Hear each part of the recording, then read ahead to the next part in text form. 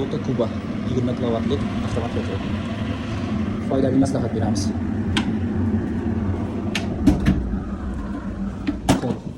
Ko'p yerlarda shinek, zaklenni shinek deb yozuv chiqib qoladi, motorchik qisib. Shu holatda qanday qilib mощностьni ko'tarishni ko'rsatib ketamiz. Hop, birinchi o'rinda mana shu ishlab turgan holatida orqadan o'chiramiz kulchatirni.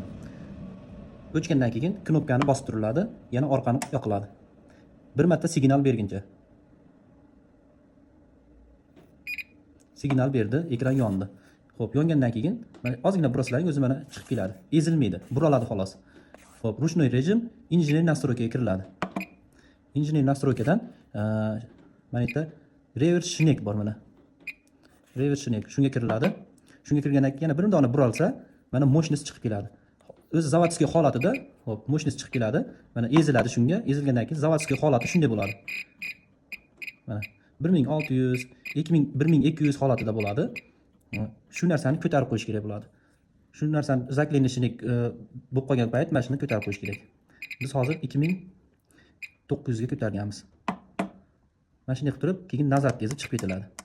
Chiqib ketgandan keyin o'chirib yoqib yuboriladi. Qo'ygan raqamimizni saqlanib qilib oladi. Shu bilan mощность ko'tarilib, motorchikka quvvatliroq to't beradi.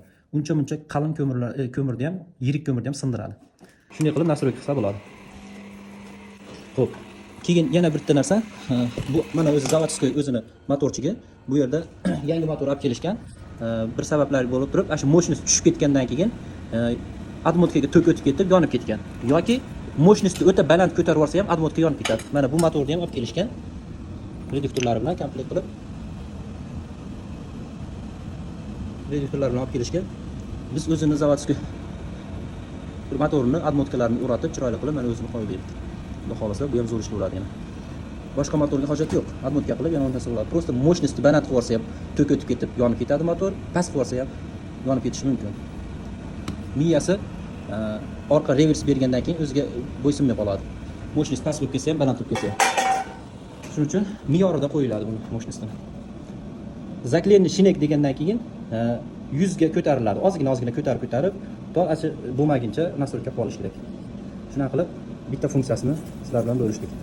Juda ham funksiyalari ko'p, xudo xolasa qo'ldan kelsa yordam beraveramiz. Aloqaga chiqaverasizlar. Assalomu alaykum va rahmatullohi va barakatuh. Omon bo'lasizlar.